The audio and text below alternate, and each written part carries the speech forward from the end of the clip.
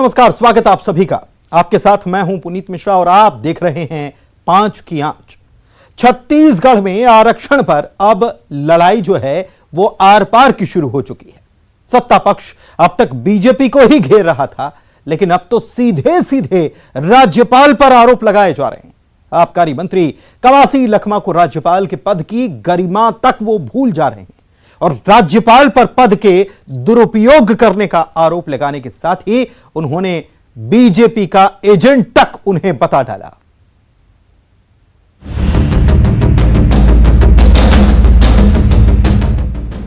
छत्तीसगढ़ में आरक्षण पर सियासत जारी है।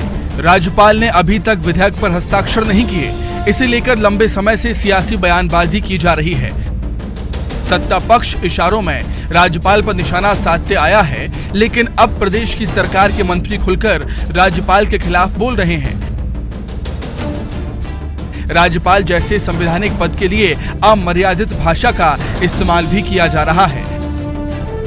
प्रदेश की सरकार के आबकारी मंत्री ने राज्यपाल पर विवादित बयान दे दिया। कवासी लखमा ने राज्यपाल पर पद के दुरुपयोग का आरोप लगाया। इतना ही नहीं, राज्यपाल को बीजेपी का एजेंट तक बता दिया। एक राज्यपाल अपना पद को दुरुपयोग कर रही है। राज्यपाल किसी समाज, किसी पार्टी के नहीं होते, लेकिन भारतीय जनता पार्टी के सरकार में एजेंट के रूप में काम कर रहे हैं।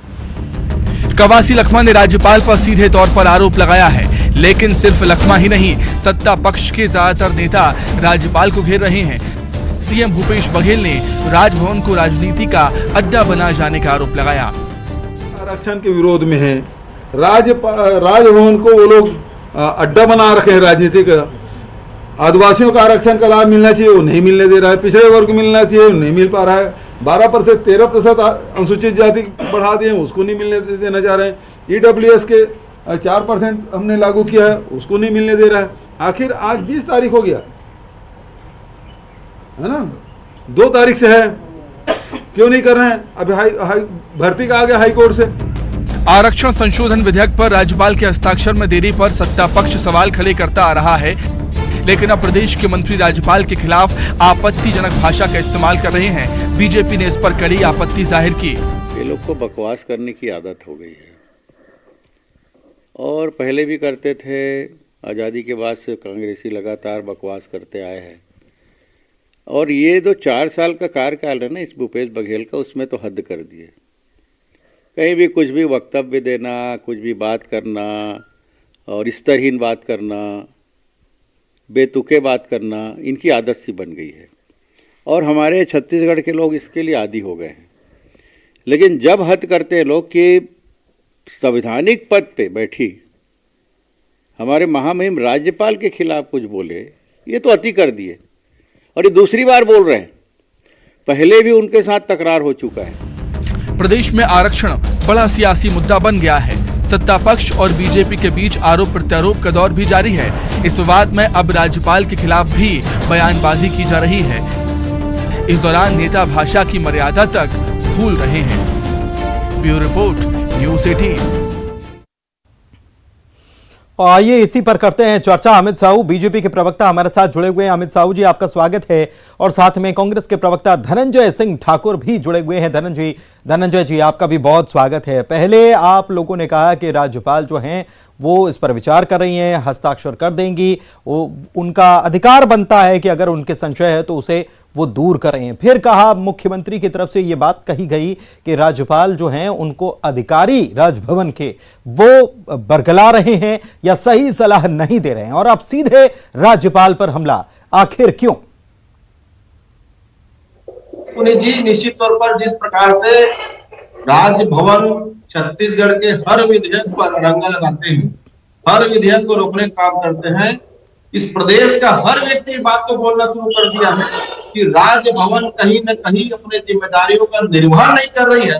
और ऐसा लगता है कि राजभवन अब भाजपा भवन बन चुका है। ये मैं नहीं कह रहा हूँ, प्रदेश का हर व्यक्ति कर रहे बात को जो सोचता और समझता है, और ये दिख भी रहा है ना। महामहिम जो राज्यपाल महोदया जी जो आरक्षण विधेयक पर तत्काल साइन करने की बात सार्वजनिक तौर पर स्वीकारे तक कहे थे। अब जब राजभवन में विधेयक पहुंच चुका है, जहां पे महामहिम जी को सिर्फ साइन करनी है ना, और साइन करने के बाद प्रदेश के 76% आबादी को उसका कानूनी अधिकार मिल जाएगा, उसको अड़ंगा लगाया जाए, उसको रोका जाए। राज्यपाल महोदय जी कहते हैं कि राष्ट्रपति महोदय जी से चर्चा करूंगी, अच्छी बात है। राज्यपाल महोदय जी कहते हैं प्रधानमंत्री जी से चर्चा करूंगी, अच्छी बात है, स्वागत योग्य बात है।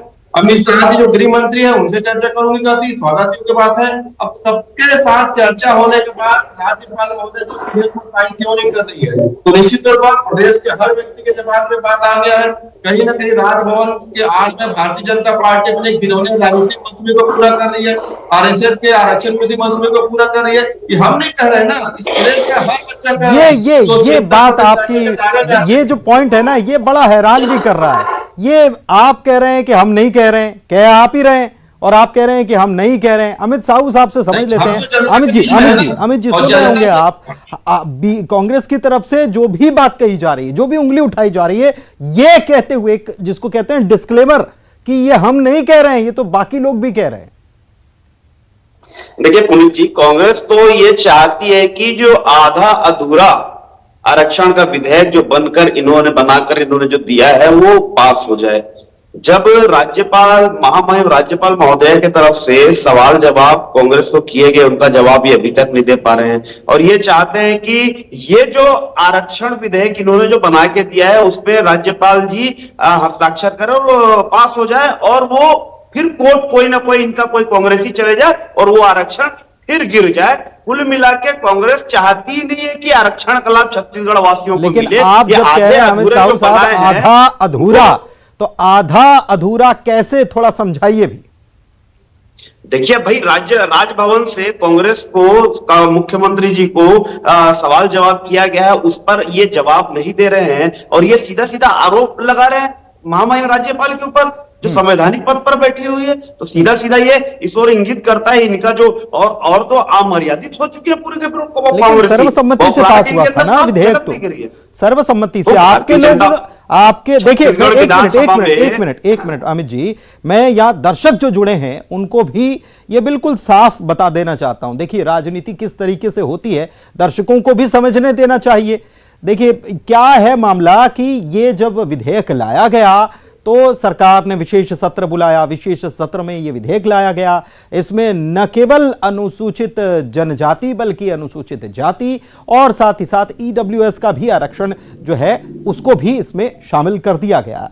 इस वक्त जब लाया गया तब बीजेपी ने इसमें कोई केवल जो अनुसूचित जाति का है वो 3% आरक्षण बढ़ाने की मांग करते हुए, लेकिन सर्वसम्मति से यह पास हो गया। यह दर्शकों को जानना चाहिए। सर्वसम्मति का अर्थ होता है कि सभी लोगों की, विपक्ष पक्ष सभी लोगों की सहमति, ताकि किसी की नजर में कोई बुरा ना बन जाए। गलत कह रहा हूं अमित जी? नहीं, बिल्कुल सही बोल रहे हैं। आज छत्तीसगढ़ के विधानसभा में भारतीय जनता पार्टी के सहमति से ही, उनके सर्वसहमति से ही ये आरक्षण विधेयक पास हुआ है। जब महामहिम राज्यपाल जी ने कहा कि भाई मैं पूरा विस्तृत इसको पढ़कर अपने विधि विशेषज्ञों से जांच करवाकर, क्योंकि राज्यपाल जी के विधि विशेषज्ञ हाईकोर्ट स्तर के पूर्व रिटायर्ड जज होते हैं, मगर जब उनके तरफ से कुछ बिंदुओं पर चर्चा की मांग महामहिम जी के द्वारा की गई, तब इनको कोई जवाब देने का समय नहीं मिला, और ऊपर से आज महामहिम जी के ऊपर पक्षपात का आरोप लगा रहे हैं। नहीं, लेकिन जब आप आधा अधूरा कह रहे हैं अमित जी, तो मैं ये समझना चाह रहा हूं कि आधा अधूरा कैसे मान ले रहे हैं? सर्वसम्मति तो सहमति तो आप लोगों की वही कह रहे हैं जो आप लोगों की सहमति थी कि नहीं थी सदन में, ये तो बता दीजिए पहले। नहीं तो सवाल तो महामहिम जी ने किया है ना, क्योंकि देखो ये कांग्रेस, तो आप महामहिम की तरफ से आप ये बात कह रहे हैं। अब वो भाई हमको तो पक्ष रखना ही पड़ेगा जब अच्छा, ये पक्ष आरोप लगा रहे हैं। बस ठीक है, आपको पक्ष रखना पड़ेगा, महामहिम की तरफ से पक्ष रख रहे हैं। अमित जी, धनंजय जी क्या कहेंगे? जी देखिए, मैं तो राजभवन का प्रवक्ता कह सकता हूँ अमित साहू जी को, जिस प्रकार से राज्यपाल महोदय जी की पक्ष को रख रहे हैं, तो राजभवन के प्रवक्ता महोदय अमित साहू जी कृपया करके ये बता दीजिए सम्माननीय कि राज्यपाल महोदय जी को अगर किसी विधेयक के किसी विषय पर आपत्ति है तो वो सरकार को विधेयक कब वापस करेगी? आप राजभवन के प्रवक्ता है, बता दीजिए सरकार को विधेयक भाई उन्होंने सवाल जो किया उसका जवाब क्यों नहीं दे रहे हैं आप लोग? आप राजभवन के प्रवक्ता हैं, पास कर भारतीय देंगे जनता पार्टी के ताकि वो प्रवक्ता हैं। आरक्षण का विधेयक जो है आप फिर राजभवन के हाईकोर्ट में प्रवक्ता आपका हैं। कोई कांग्रेसी चुनौती आप दे राजभवन के और वो गिर प्रवक्ता हैं, जाए। भारतीय जनता पार्टी के प्रवक्ता हैं। हाईकोर्ट की चुनौती के बाद भी राज्यपाल वो हाईकोर्ट महोदया में जो चुनौती है तो देगा, आरक्षण का लाभ पूरे राज्यपाल में को मिले, ये सोच है उनकी। है ना, मगर तो आज बताइए कुछ कि भी राजभवन में पास हो जाएगा, ये आप छोटे कौन से बोलने वाले भाई? और आप राजभवन के प्रवक्ता कार्यकर्ता कैसे जाके हाईकोर्ट में याचिका लगाएंगे, भारतीय उस जनता पार्टी आरक्षण को प्रवक्ता है। गिराएंगे। सबसे पहले तो दोषी आप लोग हैं, जो आप लोगों के कारण ये आरक्षण गिरा, हाईकोर्ट ने इसको लगाना है, ये दूसरी बात तो पहले आप लोग हैं। शामिल थे एक एक कर क्या एक एक करके अमित जी एक एक करके कुछ पूछ रहे हैं धनंजय जी, उसका जवाब आपसे मांग रहे हैं, आप जवाब दीजिए ना। पूछ रहा हूं इनसे। पहला जी, अगर ये अपने आप को राजभवन के पैरोकार मानते हैं, प्रवक्ता मानते, तो ये बता दें राज्यपाल महोदय जी विधेयक को कब सरकार को लौटाएगी। दूसरी बात, अगर ये अपने आप को भाजपा के प्रवक्ता मानते हैं और टीवी पर बैठकर ये बोल रहे हैं कि आधा अधूरा विधेयक पास किया गया है, तो क्या नहीं तो प्रतिपक्ष नारायण चंदेल जी को भारतीय जनता पार्टी उस पद से हटाएगी क्या? दोनों का जवाब देंगे यहाँ पे। अमित जी देखिए धनंजय जी वही तमाम कांग्रेसी नेताओं की तरह उलझुल बयान करते यहाँ भी नजर आ रहे हैं। मुख्यमंत्री भूपेश बघेल के बयान को आप देख लीजिए, कवासी लखमा जी के बयान को देख लीजिए। एक तरफ इनके कई कांग्रेसी पूरे प्रदेश भर में मीडिया के लोगों को धमका रहे हैं, चमका रहे हैं, वैसा ही प्रकार की बात आज यहाँ पर धनंजय जी भी कर रहे हैं। राज्यपाल जी आरोपी हो गई। अरे आरोपी तो आपके कांग्रेस के कार्यकर्ता हैं जिन्होंने इस विधेयक को गिराने की याचिका दायर की है और उनको से नवाजा आप लोगों ने, दिया है आप लोगों ने। आरोपी तो सही मायने में आप लोग हैं। लेकिन धनंजय जी अभी तक धनंजय जी मैं समझना चाह रहा हूं आपसे इस मामले में कि अभी तक तो आरक्षण के मसले पर बीजेपी वर्सेस कांग्रेस हो रहा था। आप लोगों ने एक खास सत्र बुलाया और उसमें एक विधेयक आप लेकर आए, आपने पास भी कर दिया। विपक्ष ने भी अपना गेम, तो यही कह सकते हैं कि विपक्ष ने भी सदन में, ताकि लोगों के सामने यह न जाए कि हम इसके विपक्ष में खड़े थे, क्योंकि उस जाति वर्ग के लोग जो हैं उसको कुछ और अंदाज में समझ सकते हैं, इसलिए सत्ता पक्ष के साथ विपक्ष भी साथ में खड़ा हुआ नजर आया। लेकिन कहीं ऐसा तो नहीं लग रहा है कि क्योंकि बहुत ज्यादा वक्त नहीं हुआ है, राज्यपाल विचार कर सकती है, लंबे वक्त तक रख सकती हैं, अगर कोई इफ एंड बट्स हैं उसके लिए जवाब भी मांग सकती हैं आपसे, उसमें कुछ नहीं है। लेकिन बार बार सवाल उठाना इतनी तेजी के साथ, एक 2-3 दिन का अंतराल होता फिर सवाल उठ जाते हैं, आखिर क्या वजह है? क्या आप ये मैसेज पहुंचाना चाहते हैं जनता के बीच कि विपक्ष ही, केवल अकेला विपक्ष जो है बीजेपी है वो नहीं है, बल्कि राज्यपाल भी इसमें शामिल हैं? बार बार तो आप सवाल यही उठा रहे हैं। देखिए पुनीत जी, जिस प्रकार से प्रदेश के ओबीसी वर्ग को, प्रदेश के आदिवासी समाज को, प्रदेश के एससी समाज को और जो ईडब्ल्यूएस के दायरे में आते हैं, उनको कांग्रेस पार्टी ने 76% और कांग्रेस की सरकार ने 76% जो आरक्षण के कानून अधिकार दिए हैं, वो अगर सिर्फ किसी कारण से रुका हुआ है तो सिर्फ एक संवैधानिक प्रक्रिया होती है राज्यपाल महोदय जी का साइन करने का। और जब स्वयं राज्यपाल महोदय जी सार्वजनिक तौर पर इच्छा जाहिर कर चुकी थी कि वो आदिवासियों के 32% आरक्षण के लिए तत्काल हस्ताक्षर करेगी, विधानसभा का विशेष सत्र बुलाएगी, ऐसे में आज तक उस पर साइन क्यों नहीं हुआ है? और तो सवाल तो उठता है ना, ये कहते हैं कि न्यायालय में चैलेंज हो जाएगा। अरे आज अगर विधेयक में साइन नहीं होगा, साइन होने में देरी हो रही है, तो प्रदेश के कौन से बच्चों का भला हो जा रहा है? अगर साइन हो जाएगा तो प्रदेश के बच्चों का भला होगा और न्यायालय में कौन जाता है? हमारी राज्य सरकार उसको देख लेगी। न्यायालय में पक्ष रखने का काम राज्य सरकार का है, राजभवन तो नहीं जाएगा ना न्यायालय में पक्ष रखने के लिए। और राज्य सरकार पूरी तैयारी के साथ इस विधेयक को पारित करवाए सर्वसम्मति के साथ। समझ में आता है कि जो आरएसएस और भाजपा आरक्षण खत्म करने की बात करती है, कहीं ना क्या कहीं संवैधानिक संकट जैसी स्थिति धनंजय जी नहीं बन रही है छत्तीसगढ़ में? मैं ये समझना चाह रहा हूं, क्योंकि आपकी सरकार की प्रमुख कौन है? आपकी सरकार की प्रमुख राज्यपाल ही तो हैं, और अगर आप अपनी ही सरकार की प्रमुख पर सवाल उठा रहे हैं तो ये संवैधानिक संकट जैसी स्थिति तो नहीं है छत्तीसगढ़ में? देखिए, मैंने कहा ना कि राज्यपाल महोदय जी स्वयं जो इच्छा जाहिर करती, क्योंकि भोली भाली महीना है, वर्ग के सांसद सभी वर्गों को करना चाहती है, तो क्यों भारतीय जनता पार्टी अनैतिक रूप से क्या ऊपर दबाव बना रही है? क्या क्या उनपे किसी प्रकार के इस आरक्षण को रोकने दबाव बनाया जा रहा है? क्या भारतीय जनता पार्टी इस प्रदेश में 76% आबादी जो आरक्षित वर्ग है उनकी आवाज उठाने के बजाय राजभवन की बात कर रही है? क्या राजभवन भारतीय जनता पार्टी के हिसाब से काम करेगी क्या? और भाजपा स्पष्ट करे तो ये आप सवाल बीजेपी पर उठाइए ना, ठीक है, लेकिन धनंजय जी बीजेपी पर उठाते उठाते अब तो आप राज्यपाल पर सीधे उंगली उठा रहे हैं और फिर उंगली उठा के कह रहे हैं कि हम नहीं उठा रहे हैं, ये लोग उठा रहे हैं। ये बड़ा हैरान कर पूरा प्रदेश कह रहे हैं कि राज्यपाल महोदय जी अपनी जिम्मेदारियों का निर्वहन नहीं कर रही है और वो भाजपा की एजेंट की तरह काम कर रही है। जब परिलक्षित होता है ये प्रदेश के आदिवासी समाज, ओबीसी वर्ग, एससी वर्ग, ईडब्ल्यूएस के आरक्षण के दायरे में आने वाले लोग इस बात को कह रहे हैं। और ये आप ही लोगों को कह रहे होंगे, क्योंकि हमारे पास तो आप ही लोगों के बयान आ रहे हैं, आप ही लोग कह रहे हैं, हमारे पास मीडिया के पास तो वही बयान आ रहे हैं। अमित जी के पास चलते हैं। अमित जी, राज्यपाल के ऊपर सीधे एजेंट कहते हैं ना राज्यपाल को, जो कि प्रमुख है सरकार की, क्या हम इसे किस तरीके से देखें? देखिए, ये इन कांग्रेसियों की पुरानी फितरत है। ये आरक्षण जो बिना सोचे समझे बना दिया गया, उस पर जांच नहीं। अमित जी देखिए, सुनिए धनंजय जी, जब आप कहते हैं ना तो सुनने का भी साहस रखिए, सुनने का भी साहस रखिए। आप सीधा आरोप लगाने वाले संवैधानिक पद का आरोप लगा रहे हैं। अरे आपके नेताओं ने किया है, शर्म से आपको डूबकर माफी मांगनी चाहिए जनता को, पूरी कांग्रेस को माफी मांगना चाहिए।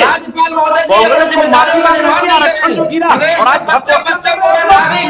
अरे ये 2 साल के बीच राजभवन बना के 2 साल पास हो जाएगा, फिर आप लोग हाईकोर्ट में चुनौती देगा।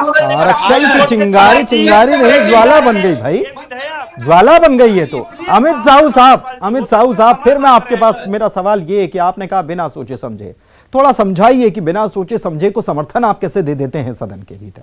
आपका पूरा दल कैसे समर्थन दे देता है? जिस समर्थन तो देखो देना ही पड़ेगा, क्यों? जब विधि विशेषज्ञ क्यों नहीं देंगे भाई? आरक्षण तो 2012 में हमने ही लाया था। नहीं तो बिना सोचे समझे जब शब्द इस्तेमाल कर रहे हैं आप, बिना सोचे समझे को समर्थन दे रहे हैं दायरे में ये संदेह के दायरे में इसलिए आता है क्योंकि कांग्रेसियों की जो बौखलाहट है, झुंझुलाहट है, वो साफ नजर आ रही है। दाढ़ी में तिनका जो होता है ना, उसलिए इनकी जो झुंझुलाहट है साफ नजर आ रही है। और ये संवैधानिक पद पे सवाल उठा रहे हैं। ये भाजपा पर सवाल उठाते उठाते संवैधानिक पद पर कब चले गए, इनको खुद को हो रही है। अब जब राजभवन से इनको किसी सवाल पर जवाब मांगा गया तो ये जवाब देने को तैयार नहीं है। आज हाईकोर्ट अगली स्ट्रैटेजी क्या है धनंजय जी?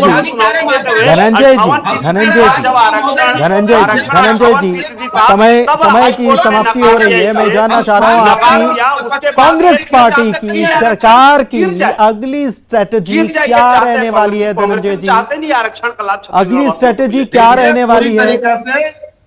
पूरी तरीका से भारतीय जनता पार्टी का आरक्षण विरोधी कांग्रेस चाहती है राजभवन के आड़ में मोहन भागवत जी ने आरक्षण खत्म करने के सामना नहीं कर सकते। धनंजय जी, आपके मुख्यमंत्री एक तरफ गाली बक रहे हैं, सतनामी समाज के लोगों को भौंकने वाले कुत्ता कह रहे हैं। अरे किस मुंह से जाओगे आप लोग, किस मुंह से जाओगे? आप मर्यादित भाषाओं का प्रयोग कर रहे हैं। आप सभी आप मर्यादा भूल चुके हैं। चलिए ठीक है, मर्यादा कौन भूल चुका है, किसको किस बात पर कैसी प्रतिक्रिया देनी चाहिए, तमाम चीजें आपने देखी है। जनता पूरी तरह से हर मामले को समझ रही है और हमारी कोशिश रहती है कि राजनीतिक दल जो हैं किस प्रकार से सोच रहे हैं, अगले कदम क्या हैं, ये भी आपको हम बताते चलें। बहरहाल चर्चा में समय यहीं तक की इजाजत दे रहा है। बहुत शुक्रिया आप दोनों का हमारे साथ जुड़ने के लिए, और इसी के साथ चर्चा में आज बस इतना है। नमस्कार।